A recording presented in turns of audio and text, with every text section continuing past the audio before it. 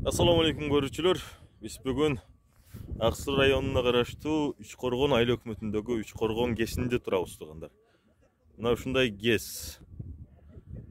Карагыла, Үчкоргон кеси Аксыр районунда жайгашкан. Мына ушундай суу сактагыч туугандар.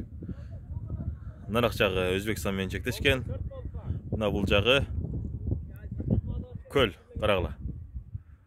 Ал эми бул үйлөнгөн адамдар келип, мына ошол жерде Аксы деген жазуу бар.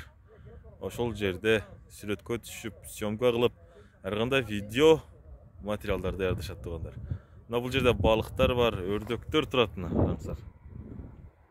Өрдөктөр жүрөт. Көрдүңүздөр.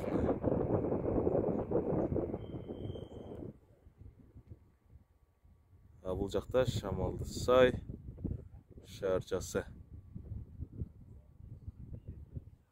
Ушул суунун баарысы Өзбекстанга агып кирип кетет туугандар.